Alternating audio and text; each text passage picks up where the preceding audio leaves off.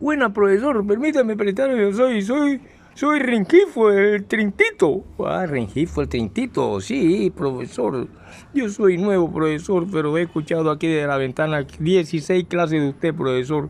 Lo he visto en conferencias en diferentes partes, padre, y así lo he escuchado mucho, profesor, y estoy seguro, profesor, que como su libro Oda de Arena, donde usted tiene a Jesús socialista y tiene a Satanás el soberbio, usted, profesor, no hay otro poeta en Barranquilla, sean que tengan 20 libros o 15, llámese como se llame, profesor, que puede igualarle a ese tremendo libro de Oda de Arena, porque ahí están esos poemas, pues padre, esos poemas, profesor, y que usted hoy nos quiere redondear, padre. Nos hubiera gustado que nos hablara bastante por este medio de videos y YouTube acerca de esas cuestiones de los hijos de la cruz y los hijos de las tinieblas, profesor, porque es muy buena esa enseñanza acerca de los esenios, profesor.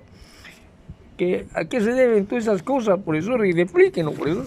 Bueno, sí, queridos estudiantes, escuchen muy bien lo que les voy a decir. En ningún momento, jamás de los jamases, desde los ataques seleucidas contra los judíos y de la profunción del templo y de la profanación del templo, ciertos pequeños grupos quedaron desprendidos del resto del pueblo. Su finalidad era evitar el contacto con el infiel y adoptar una forma de vida más perfecta para observar de todas maneras los preceptos de un Dios.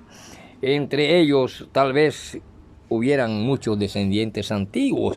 Y esto lo digo porque encontrate al sacerdote inicuo o padre de mentira, los miembros del pacto rompieron con sus héroes y rompieron muchos con muchas cosas pasadas, pero tuvieron como un héroe nuevo al maestro de justicia.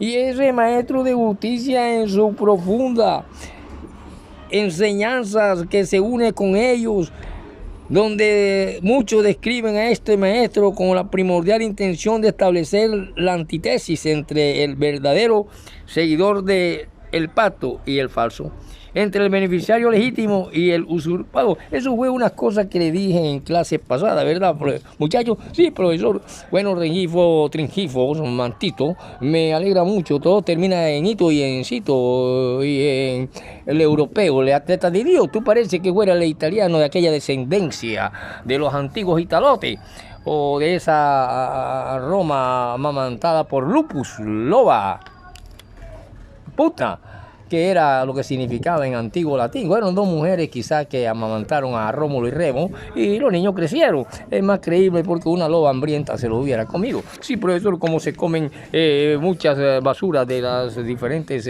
cuestiones y supermercados hoy en día los humanos aquí en Barranquilla, y sin embargo idolatran a los dueños de esto porque tienen cuchillo contra su garganta, cuando encuentran precisamente a grandes locutores comprados que dicen cosas. Por ejemplo, hace poco encontré de que en Colombia la salvación de la salud es la familia Lleras. La familia Lleras aportó no sé cuántos billones para salvar la salud y por lo tanto el Estado está haciendo uso público mal habido de los recursos del Estado. Pero eso era una triquiñuela y prácticamente un cotorcillo que trata de decir que esa oligarquía que se ha nutrido del empeño de Colombia y el permitir su saqueo y robo mientras sus habitantes, muchos mueren de hambre, niños y mujeres, hay muchos famélicos, mucha gente enferma, mucha gente, y sin embargo para hacer ver de que esta gente enriquecida y que lo único que le interesa son estar bajo los pies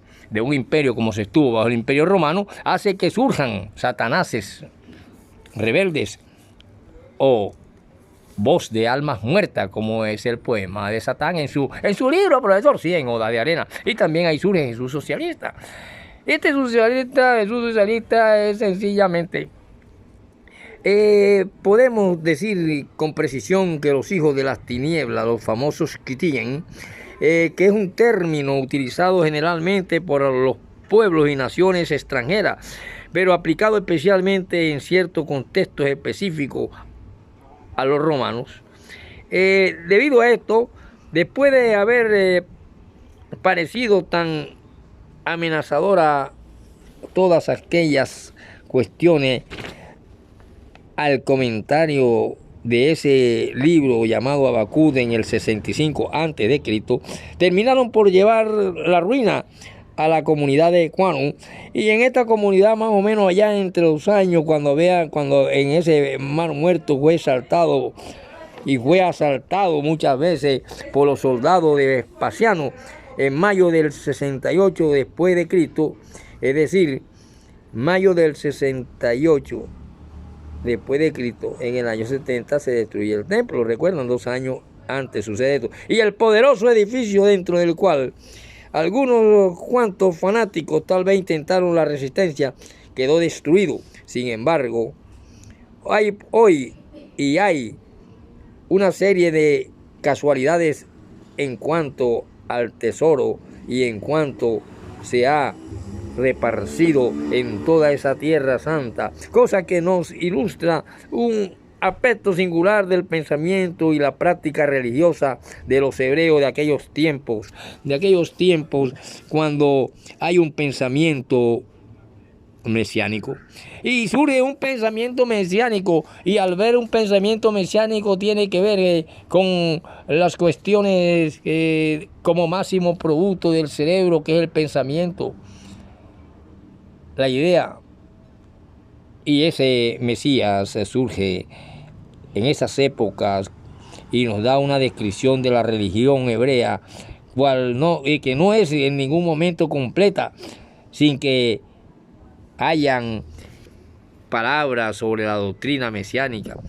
Es necesaria la doctrina mesiánica para que haya una realidad, un complemento de la historia de la humanidad y de aquella cultura en aquella Judea, y por eso el pensamiento mesiánico penetra en Roma y surge la irrupción del pensamiento hebreo, la cultura greco-romana, que fueron 2 imperios que estuvieron en aquellas cuestiones, y donde aquel maestro de justicia se paseó a lo largo y ancho con aquellos grandes amigos llamados los socialistas. Por eso existe en el poema de Ferreira, Oda de Arena, el Jesús socialista. No confundirlo con José María Stalin, no confundirlo con Vladimir Ilyinov Lenin, no confundirlo con Rusanito y Tiro Fijito y el Mono Jojoy. Son cuestiones totalmente distintas que forman parte de lo que se conoce como la humanidad, y por eso debemos estudiar libros como la historia del desarrollo cultural y científico de la humanidad para poder entender estas cuestiones del maestro de justicia. Y por eso es que cuando el profesor Robinson llega a la 68 con 22B, cerca a la antigua casita de tabla donde existió aquel hombre que hace un acto ante un prepotente vecino, un prepotente individuo ególatra, que llega un momento, ve que llega un hombre barbón, sucio, y a saludar a Satanás, y Satanás lo abraza y le dice: siéntate. Y ese hombre prepotente y dice: quítate, no dejes sentar a ese sucio. Pero resulta que Satanás dice: si no lo dejas sentar, yo también me paro, y se fue, lo dejaron ahí con su botella de whisky. Y lo mismo hizo Alberto, que Alberto era el cuñado o yerno del fundador del Calabacito Alumbrador en la calle 68 con 22B, quien compitió con don Víctor M. Rey allá en los años de los grandes carnavales, donde se paseaba Martín Lobo con una culebra en el cuello. Y así, queridos estudiantes, quiero darle fin a esta cuestión del maestro de justicia y Satanás.